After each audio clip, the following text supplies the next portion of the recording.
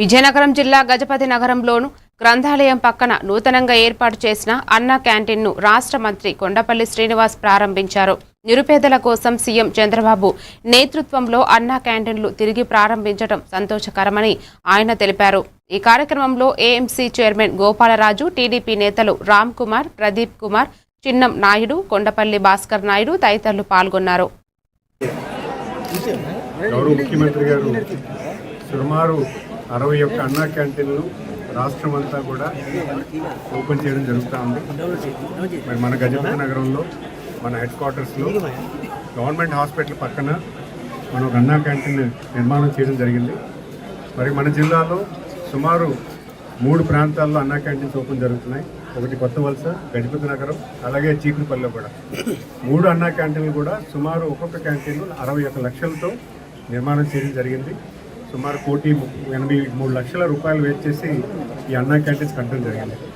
మనందరికీ తెలుసు, నిరుపేద కుటుంబాలకి గౌరవ ముఖ్యమంత్రి గారు 5 రూపాయలకి అన్నం పెట్టాలని, ఎవరైతే పని కోసం హెడ్ క్వార్టర్స్కి వస్తారో వాళ్ళకి మంచి భోజనం అందించాలి, అంటే చాలా సౌకర్యంగా ఉండాలి, చాలా తక్కువ రేటుకి వాళ్ళకి భోజనం కల్పిస్తే ఖచ్చితంగా వ్యవస్థగా మంచి ఆరోగ్యంగా ఉంటుందన్న ఆలోచనతో 14-19లో దీన్ని కార్యరూపం చేశారు.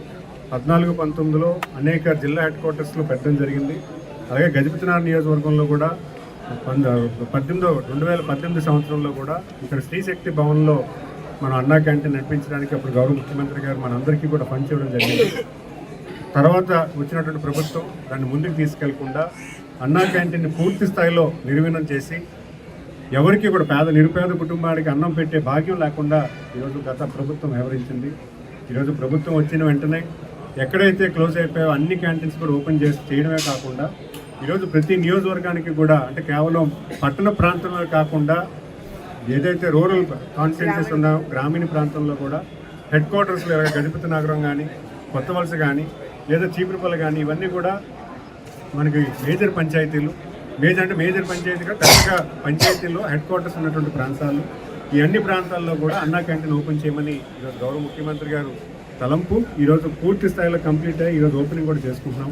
మనందరికీ తెలుసు, గతంలో కూడా చూసాం, చాలా